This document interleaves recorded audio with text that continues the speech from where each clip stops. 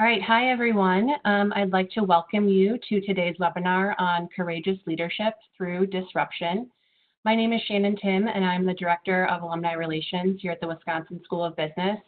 I'll be helping to moderate our Q&A session today, so as you have questions along the way, please feel free to put those into the chat box, and we will get to those at the end. We'll leave time for questions. Before we get started, we've been getting a lot of questions from alums on what's going on at the school. So I just wanted to give a quick update.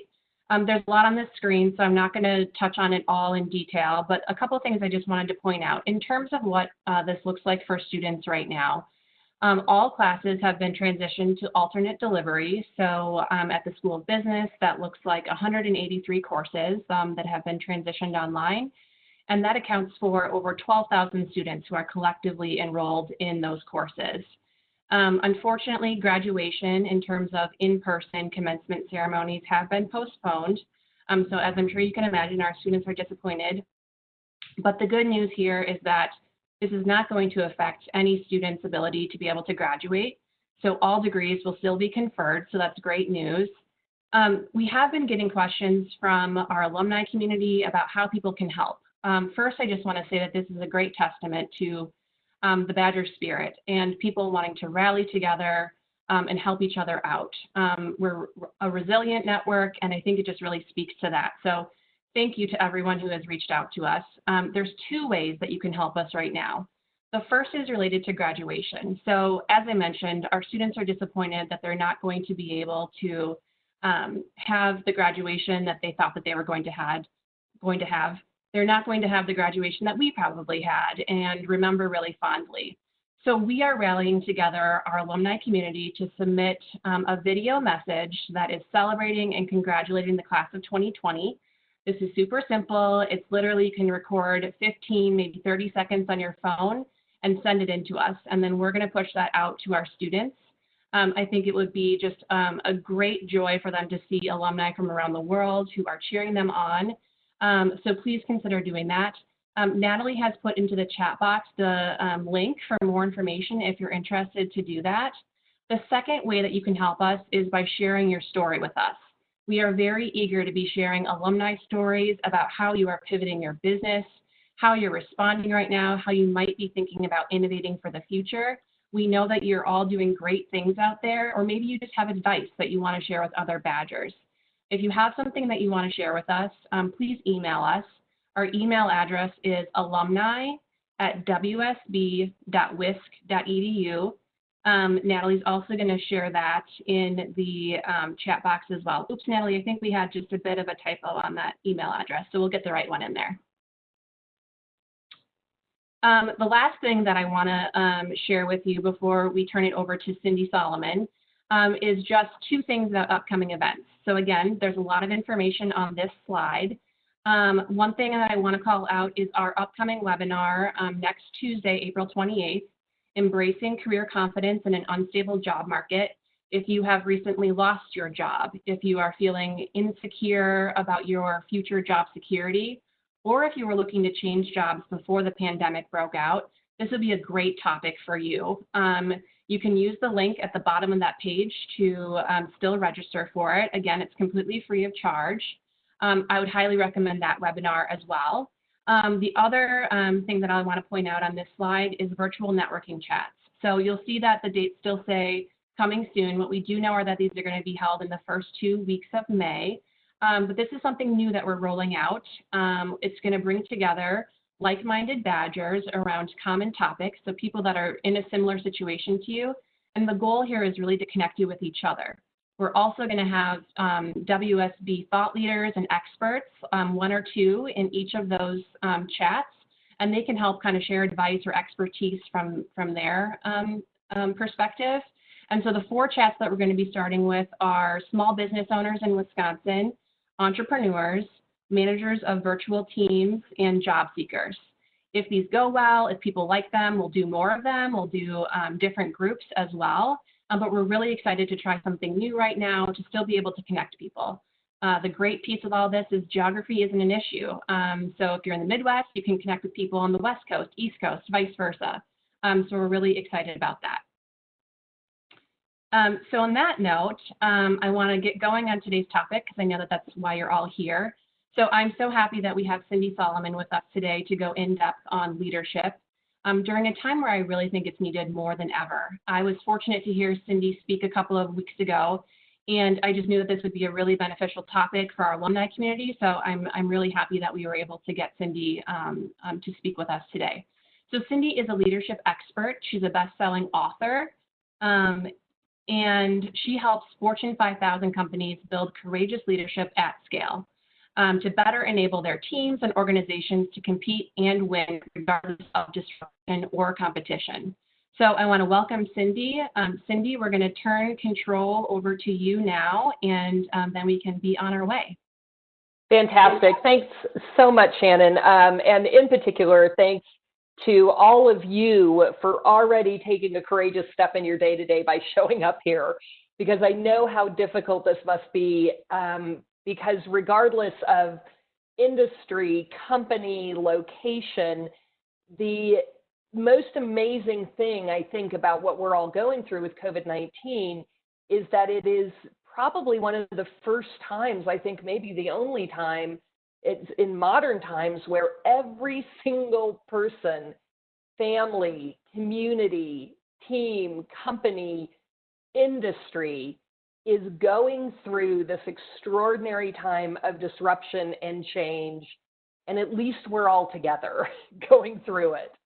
I know for me, I want to congratulate the Wisconsin School of Business, because being able to provide this kind of real-time information to allow each of us, whether we're an individual contributor or whether we own a business, whether we're in a corporation or CEO or lead a division within a larger organization, I think now is the time for courageous leadership. And I think it is also probably one of the most difficult times to show courageous leadership. I mean, I don't know about you, but it was stunning to me when I thought the other day that it was only 6 weeks ago when life was normal. You think about how much our world has changed in the past 6 weeks. It's kind of phenomenal that any of us are still standing at this point, frankly. But just 6 weeks ago, this is what an actual meeting looked like. You remember this back in the good old days, 6 weeks ago? And now, for 99% of us, we're all this guy. Do you remember this guy, the BBC reporter from about a year ago? He was doing a live, he's a weatherman, I think. He was doing a live weather broadcast from his home office, and his kids ran in, and his poor wife was crawling on the floor trying to get the kids. And we all thought that was hilarious. It was so funny, that went viral. Well, yeah, that's probably 90% of us right now. And even if you're still in an industry or a business that's essential and you're working on the front lines, more than likely you're dealing with folks inside of your organization to get things done who are experiencing this life right now. And certainly, I think for all of us, this is what our team meetings look like right now. So Zoom has become a way of life. Communication has changed completely. How we're delivering products and services has flipped upside down, and how we're adjusting to that is the part of this that really is going to take some courage to do. Now, in the past, I'm a recovering corporate executive myself. I left corporate about 25 years ago, started the Courageous Leadership Institute, and we've been researching and studying and executing courageous leadership programs at scale for those past 25 years. And during those 25 years, we have learned a lot about what people need during crisis, what people want during crisis, and how all of us can be effective leaders, regardless of role or position, regardless of industry or company, how we can all become effective leaders in the work that we're doing.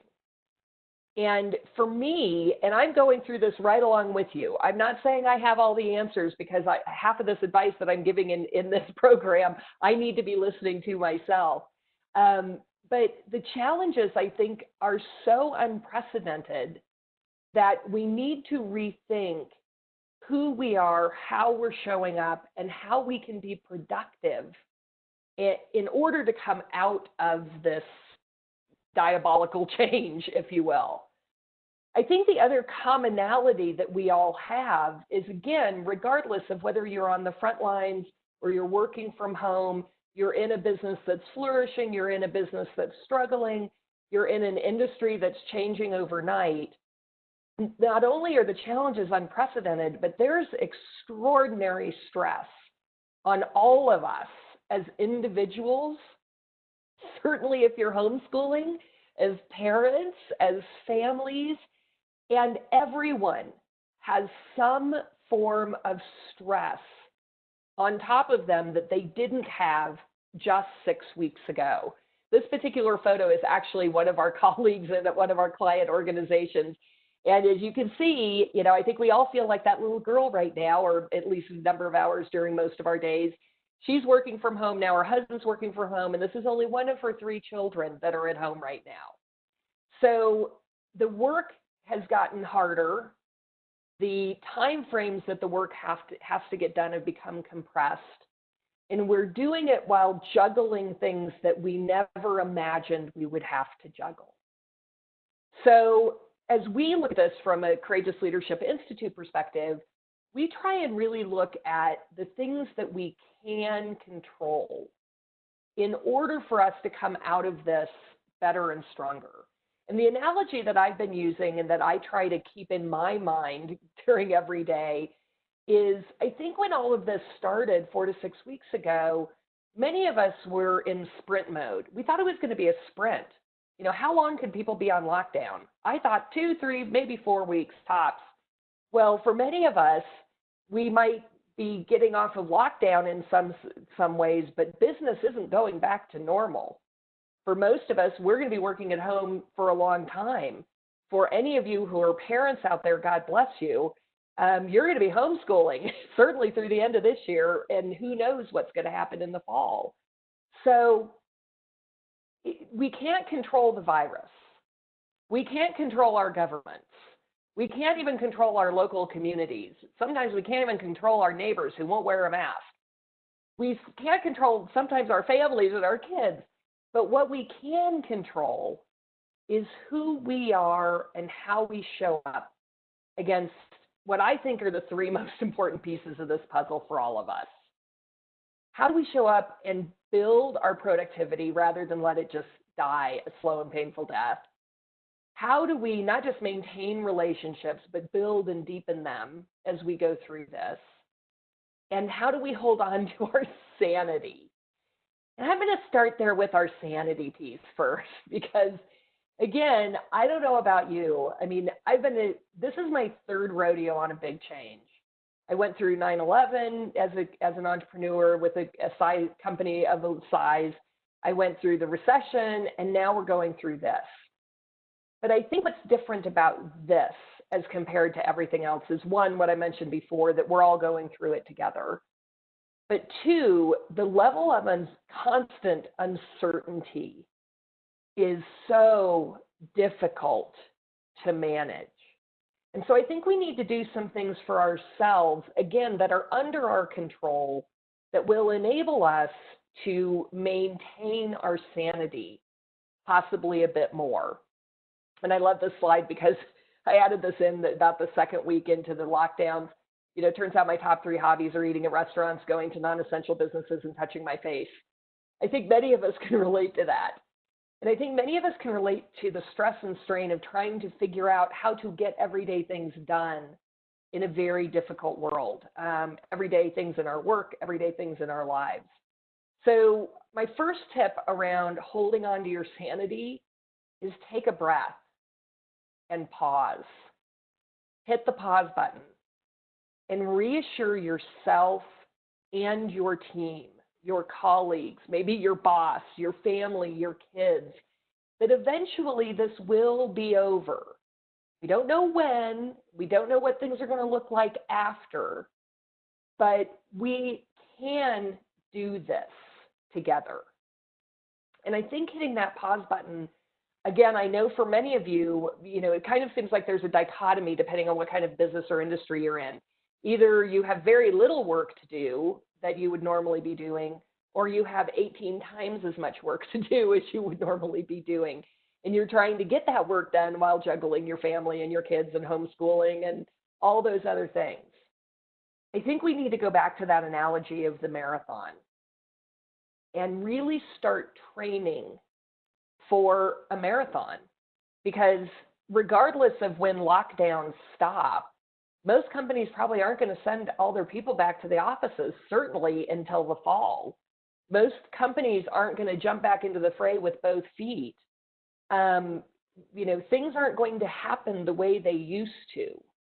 So if you can imagine training for a marathon and enabling yourself to get stronger, more resilient, more adaptable, and build your lung capacity, all of those analogies for a marathon run versus how you would be running this if it were only a sprint. If we have to back off of the 16-hour days, 7 days a week thing, we have to get a handle on taking care of ourselves as well as our team and our employees and our families and our kids and our friends and our colleagues. And, I'm sure many of you, like me, might have friends who are ill. I know friends who have had family members pass away. So again, if this were a marathon, we need to pace ourselves in being able to fully reassure ourselves and our people that this will come to an end and we will be able to manage through this. Unless we take that pause, we can't really focus on the priorities that are important, and we can't hold our productivity together. So that's the first piece of keeping our sanity. The second piece is for all of us who are kind of working from home or juggling families, or even if we're on the front lines, our families are home juggling things. I think we need to start to be really realistic with our time. And by realistic, I mean give ourselves permission to set some boundaries around our time. Little things, silly things, like if you just have a 40-minute commute into the office every day, block that 40 minutes on your calendar. Don't let your calendar expand to that. If you are juggling working from home and homeschooling your kids or dealing with your kids at home, put on your email signature. This is something that we're doing and recommending to people, and it seems to be working really well. Put on your email signature when you're more likely to be on email, when it's best for you to have meetings. If something's urgent and immediate, here's my cell phone number. Just text me and I'll call you right back.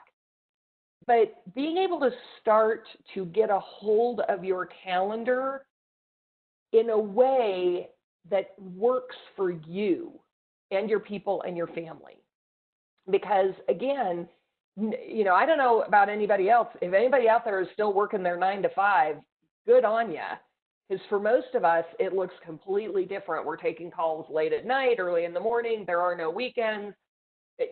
People's schedules are starting to get jam-packed with, now that we've gotten used to Zoom and doing all those things.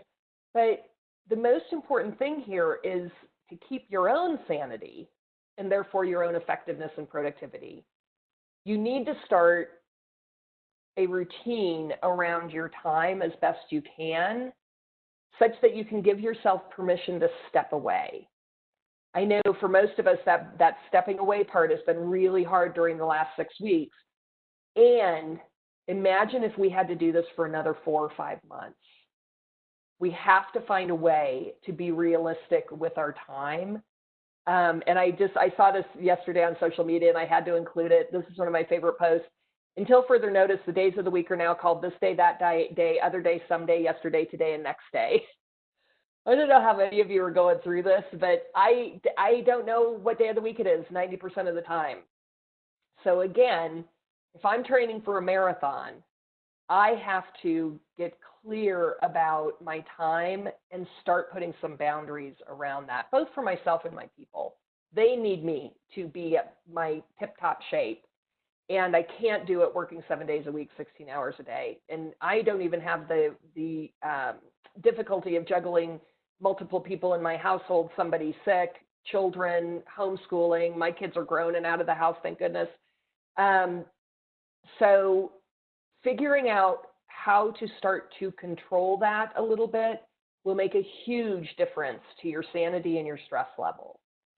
I think another piece of this is we have to get realistic with our space. I thought this was hilarious. I wondered what people were doing with all that toilet paper. Now I know. But figuring out how, even if it's just getting custody of the dining room table from your partner and your kids for an hour a day. I have a friend of mine, a colleague who's a client of ours, who she goes and sits in her car for an hour a day. That's how she gets her quiet time to actually do thoughtful thinking work with her laptop. But figure out a way to give yourself space that allows you to be calm and to think and to actually get the work done as you try to go between all of these calls. And we'll talk about that here in a minute. And I think we have to be realistic with our time and our space, and we really have to be forgiving, first and foremost, of ourselves. We are all juggling a lot.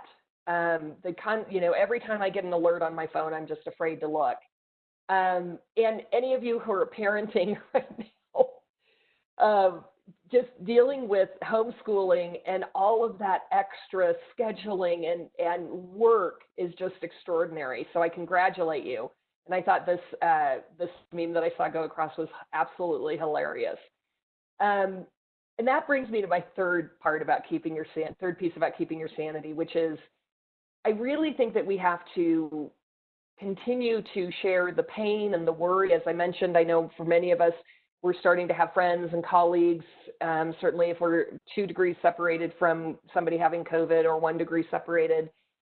So being willing to share that pain and worry with people and ask people how they are and how their families are and be focused on them, and also being willing to share the laughter. I mean, there is so much funny stuff going on social media right now. Share it with your team. Share it with your people. Be willing to laugh at yourself. We have our designer who does extraordinary work for us. She sent me a note the other day that in the middle of the night, her 4-year-old had gotten up and taken both parents' keyboards and hidden them in the middle of the night. So it's those kind of funny stories that will allow us to take a moment, take a breath, laugh a little bit before we get back to the stress of what we're dealing with today. I think the fourth piece of the puzzle, I touched on it briefly in the previous pieces of keeping our sanity, is really establish a routine for yourself.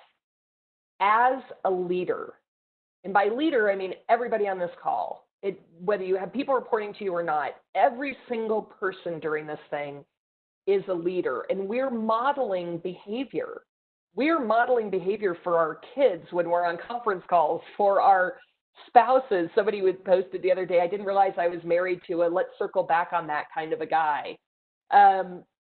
We're modeling behavior to our employees, frankly, to our customers. So figuring out how to establish a communication routine for yourself.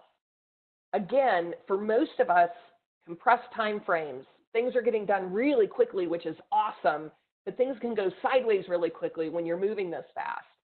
So finding a way to ask your folks how they need you to communicate, to establish a routine for yourself on how you're checking in with people, when you're checking in with people, even setting time aside on your calendar. Somebody just sent me a note today that was on one of these webinars last week, and she said that this really resonated with her, and she started catching up with old clients and friends and acquaintances, and she said that so helped alleviate her own stress to be able to do that, in addition to having it just be the right thing to do for right now.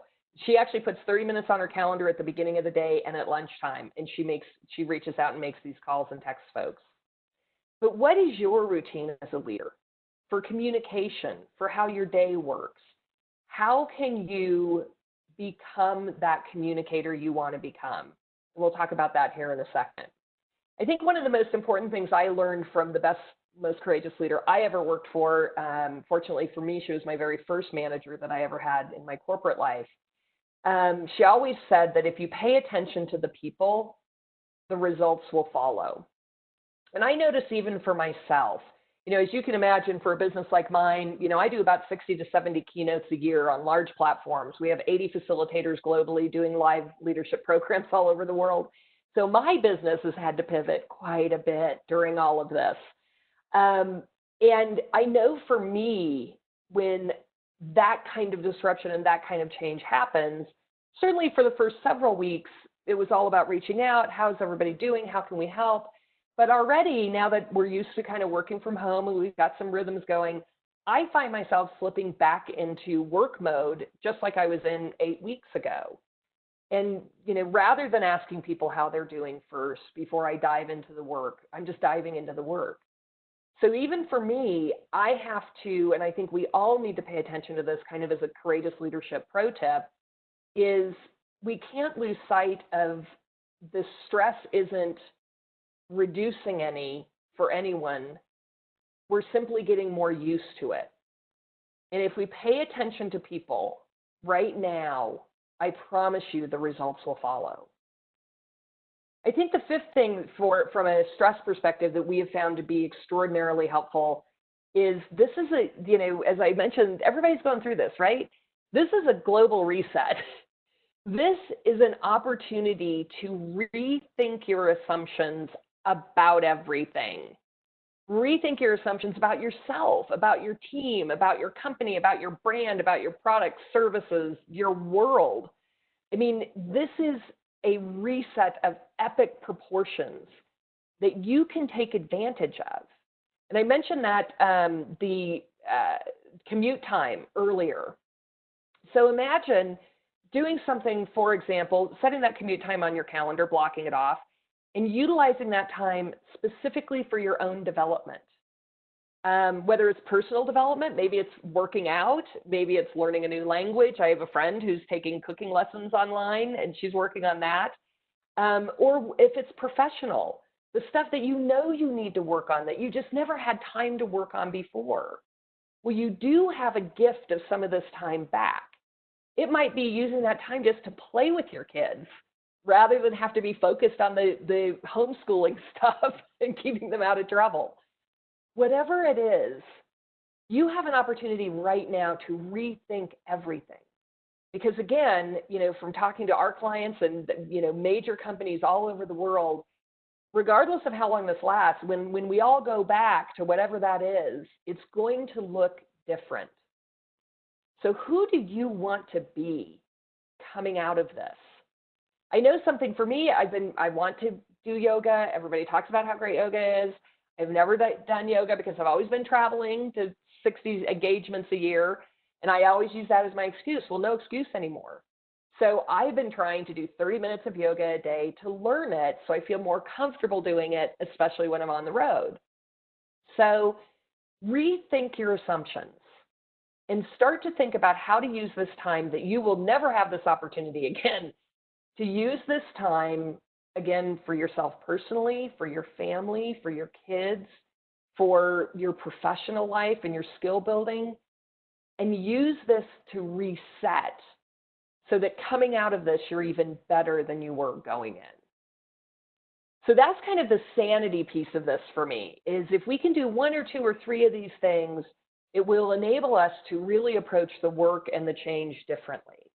And I think we need to approach all this differently because the other side of this is that we all know that how work gets done is through relationships, and how we build, create, maintain, and deepen relationships has changed pretty substantially over the past several weeks. And I think this has to be a huge priority for all of us, again, in order to come out of this marathon stronger than we were going in.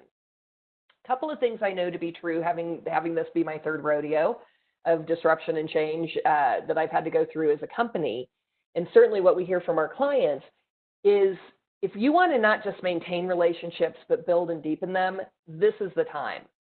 Customers, employees, colleagues, we remember who communicates with us during this time. I know specifically of the people that I spend money with as a company, who's reached out and checked in on me to see how I'm doing. And I'll remember it forever. I can tell you on two hands the people who did it after 9/11, and I remember that 20 years later. But this is also true for friends, family, acquaintances, and certainly your employees, even people in the industry. People remember who reaches out to them during this time because everything is so heightened. I think the second thing being able to think through that and really be proactive against that, we also, I think, have to, in order to deepen and to not just build and deepen our relationships, is we really kind of need to step away from the technology a bit.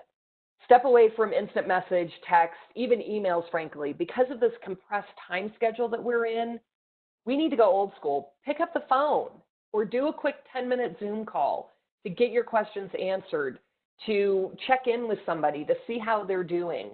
But finding a way to ensure our communication is clear has the great unintended consequence of also probably building and deepening some of our relationships. The third thing I think we need to think about is whether you're an introvert or an extrovert, this is an opportunity for you to become the communicator you've always wanted to be. Now, I know for me, I'm an extrovert, and I'm used to presenting on platforms with thousands of people, not just this little camera right here. So for me, I have to pay attention to how this new virtual world is exacerbating my bad communication habits. As an extrovert and an external processor, so it's a double whammy, my internal processor, introvert employees hate me for that quality. But for me, I have to remember when to stop talking. I have to remember to question, to allow time for the introverts and internal processors to provide feedback. I find that I have to do calls on Zoom because if I can't see you, I can't see how you're doing. I can't remind myself to stop. I actually have a Post-it note with a question mark on it on the corner of my display right here, so I remember to do it. And for introverts, we had somebody just email in last week that she was an introvert and an internal processor, but she knew presentation skills and being able to present confidently was holding her back in her career. So after seeing this webinar, she decided to go after that. She did a quick little online course that she found. She did some little to-do tasks for herself, and she started reaching out to people, suggesting that she could present to their team meetings on best practices that would be helpful during this time. She asked to run some meetings that she had attended for years. And because so much is happening so quickly, she said she was able to practice her new skills, 50 times during the week. And she said it was transformative. She felt like a whole new person. And she built the confidence she needed so that when we go back to in-person stuff, she'll be able to do that incredibly well. So again, if we've got a hall pass for this period of time, you can become the communicator that you've always wanted to be. And again, that's what's going to help you build and deepen those relationships. There's also magic in how can I help? That's actually how this webinar happened. I did another webinar for a client. I just said, we're doing these free webinars. Here you go. Would you like one? Shannon saw me on the webinar, asked me to do this. Happy to help. People will remember that. And I would also argue that we're now shifting into a time with this, where we are in the trajectory of this, where we also need to be willing to ask for help. And again, I think that really will enable us to build, maintain, and certainly deepen our relationships. This is also an amazing time to build your sphere of influence. So we, as part of this webinar, we're giving you access to our Microlearning program, Courageous Leadership Through Disruption. There are little 1 to 3 minute videos and some downloads that you can utilize to build your skills that we know are effective during disruptive times. And one of the episodes that we've included is how to build your sphere of influence like a pro. Because again, condensed time schedules, people are acting differently than they normally would. This is a time for you to build that sphere of influence. Get that LinkedIn profile brushed up. Reach out to people that maybe you would never reach out to before in your company, in your corporation, in your industry, in your community, because not only are people willing to connect with you right now, but more than likely, you'll be able to build a relationship that you would have never had an opportunity to do in the past. I know for me, I put together a list of my who's who of people that I wanted to be connected with, that I'd love to meet. You know, it's like the perfect dinner party people. And I started reaching out to them, and not only are they connecting with me, but shockingly, they're not just connecting with me, but they're emailing back and saying, oh, thanks so much for connecting. I love what you're doing. You want to get together on a quick call? It's crazy. That would have never happened in real life 8 weeks ago. So how can you really go after building your sphere of influence and your employee sphere of influence and your brand sphere of influence right now when people are more likely to remember, to connect, to listen, to share? This is a golden opportunity for that. Now we have to hit the hard one. Hard one last, productivity. I feel like I'm working really hard, but I don't seem to feel like I'm as productive as I want to be. I think there's a couple of learnings that we know from our Courageous Leadership workshops that we know to be true. And I think this is common sense, but it bears repeating. Productivity in this new working world is going to take practice. That's the bottom line. It's going to take creating new habits, discarding old habits, and we're doing that during a time when everybody's life is in upheaval. So first, we've got to give ourselves permission. The productivity, first and foremost, is going to take practice. And it's going to take practice not just for us, but for everybody. And I think first and foremost, we have to remember that everybody has a different circumstance. We have to pay attention to that, and we have to be forgiving of that. And unusually for most of us in business, we have to be willing to work around that. And I'll give you a silly example. I was mentioning my fabulous designer, and she is used to working at home, but now she's working at home with her husband, who's not used to working at home, and they have 3 children, 3 school-age children, all in different grades. 2 of them are in different schools, or in 2 different schools. So they need different technology. They're on different schedules. They're on different cycles. They have to, be quiet. They have to be outside. They have to do this. They have to do the other. So she's managing a lot at a time when, as you can imagine, I have a lot of stuff that I'm giving her. And so I got together with her and I said, how can I help? What's the best way for me to communicate with you? Is it instant messaging? Is it email? Is it, on our project management software?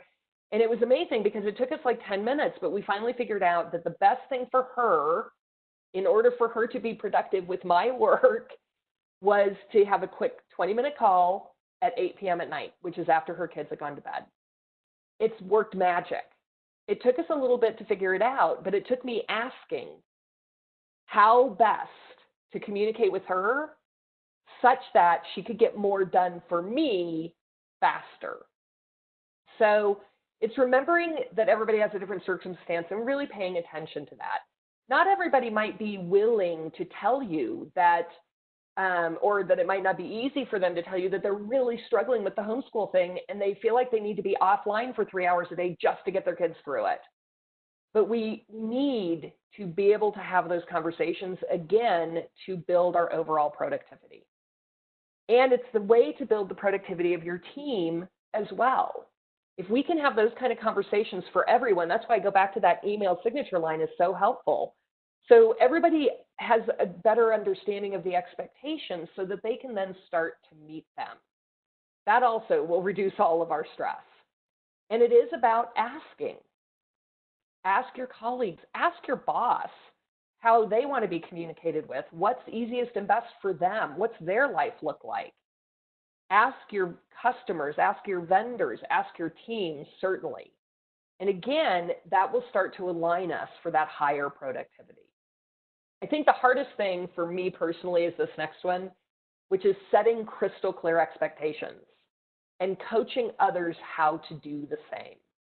When we are stressed, when we are rushed, when we are on these crazy compressed time frames, this is one of the most difficult things to do and yet the most pressing for us in order to achieve what we're trying to achieve. So really start to hold yourself accountable. Give your people, if you have people reporting to you, permission to hold you accountable. My team pushes back on me all the time by saying, I'm not sure I'm clear what you're asking me to do. And when is it due? What is it exactly? What's the deliverable? When is it due? It's in those little moments where not only does that hopefully bring you together as a team, but also it allows more people to help you get great at that task as well. Probably the best advice I have for you is, again, from my best manager leader that I had years ago. And it's something that I haven't done for decades, and I started doing it again 4 weeks ago.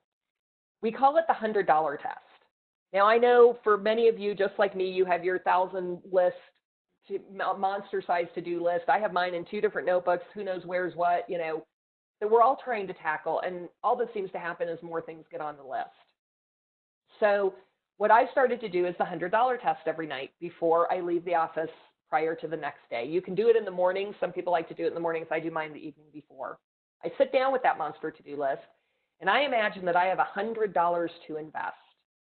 I can invest it in any percentage I want against only 3 tasks for that following day.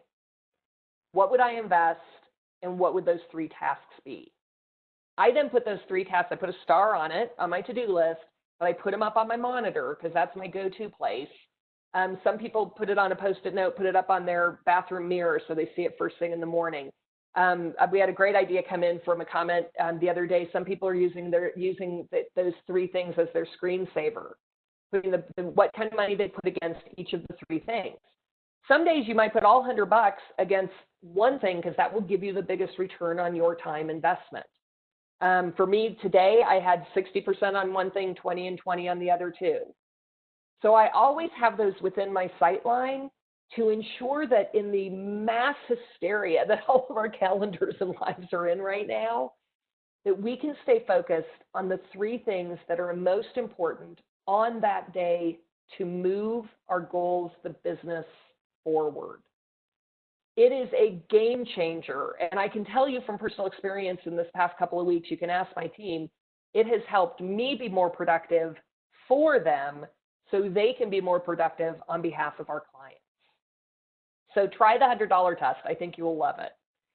And last but not least is you're never going to get this chance again, particularly if you're leading people, to develop them as quickly as you can during this time. But you're also never going to get this opportunity to develop yourself. So please make sure you're taking advantage of that.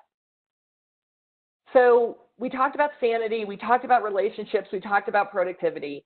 Hopefully there's 1 or 2 things in here that you can take away and use in order to not just survive COVID-19, but to thrive during it and after it. You know, when we get through running that marathon, we're actually stronger than we were before.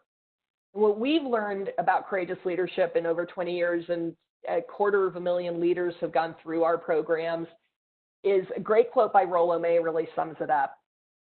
Courage is not the absence of fear. And I think for now it's fear, stress, and anxiety.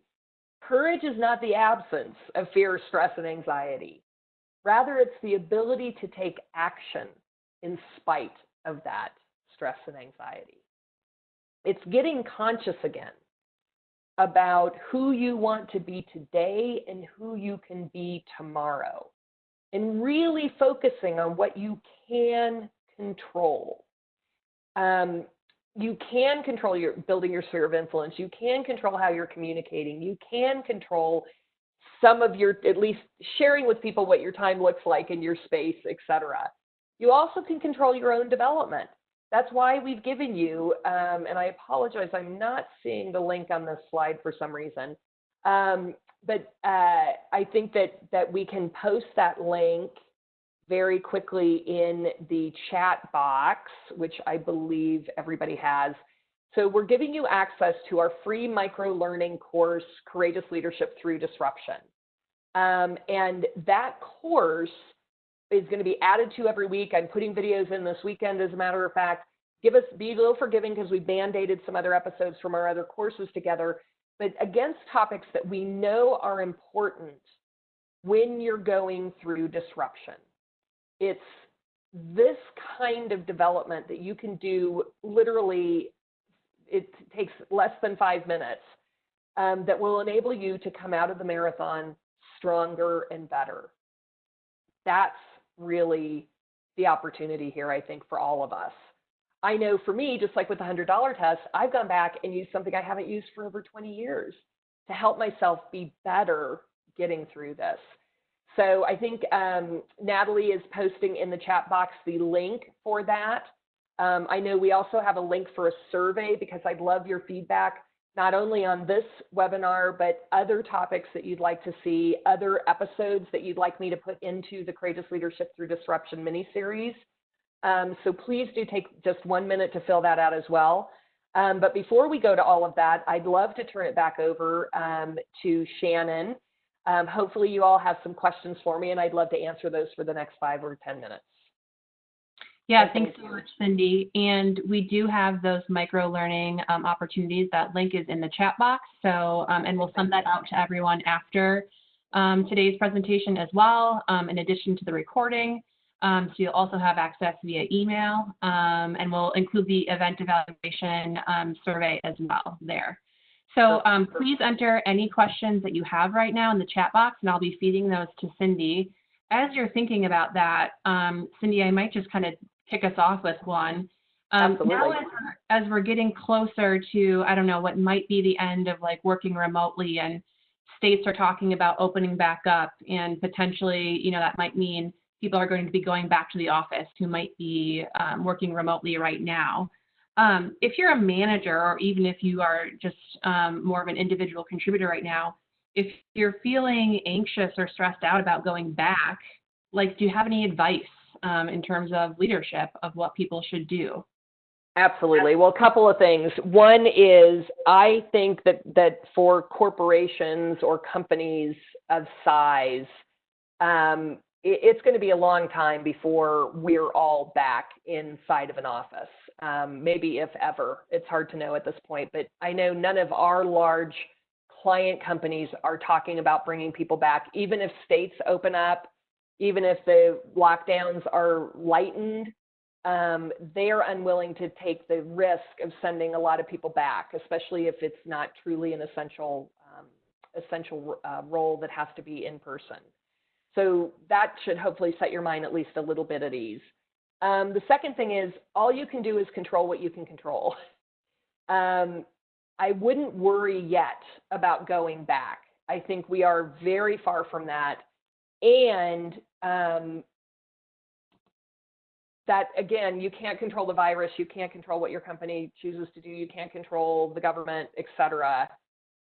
It's simply being able to focus on what you can do today to be better coming out of this than you were going in. And I know that sounds kind of trite, but, and I have to work it myself. I've had to turn all my notifications off on my news to calm myself down. I've had to, you know, stop really following what's being said every day in order to control what I can control, which is my schedule, my time, and my work. So I think that's the first place to start. We have another question that came in about the $100 test that you mentioned. So how do you apply the $100 test when certain days are consumed by numerous small tasks? I think you apply the $100 test before you start doing the small tasks. I know for most of us, you know, we are working. If you're leading people, you're still a working manager. But I would argue that if you look at your monster-sized to-do list of all those small tasks, maybe what you should be working with hasn't even made the lists. So I'd be thinking about literally trying to think about, if it was your $100 and you had to invest it somewhere in order to get that money back plus some, where would you really be investing it?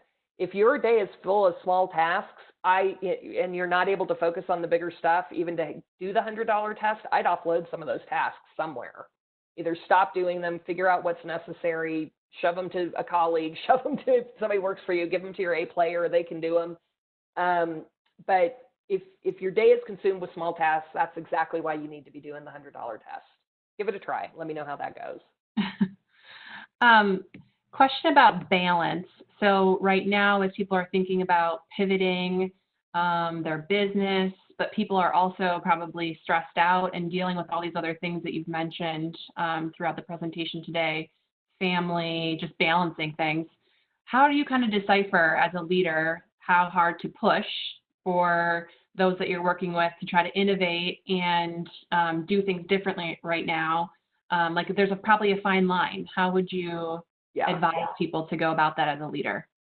I think two big things. One is we have to be paying attention to ensuring that our people are taking the necessary time to pause and to breathe. I know in my company, it has been 24 hours a day, 7 days a week since the first week of March. So I gave the whole company tomorrow off, including myself, because we need to actually take a weekend and take another day off just to regroup so we can be productive. So I think number one is paying attention to how people are feeling and forcing them as their boss to take the time that they need to take a breath. They'll be more productive for you in less time if you do that. Second thing is make sure that you're celebrating the small wins and setting those crystal clear expectations, but celebrating the small wins to keep people energized for this pace that we've got going on right now. Instead of having a win and just moving on to the next problem in order to fix it, celebrate that. Make sure people feel recognized. And again, if you're setting crystal clear expectations, that accountability piece will be pretty easy. But it's helping people develop so that they can do this monster-sized amount of work better as well. Those would be kind of my biggies. I love whoever put in Blur's Day. I love that. Yeah, that's actually what our team is calling it, is Blur's Day. Yeah, I like it. That's every day of my week is Blur's Day. Yep. Yeah, we had another question come in again about the $100 test. Mm-hmm. Like, what about when your day is just filled with meetings? How do you handle that $100 test if you don't even have time to get to your to-do list? That is a fantastic question. I think we need to start rethinking our meetings. Number one is, and we actually have language that I can send, figure out how to get to you about how to respectfully decline meetings.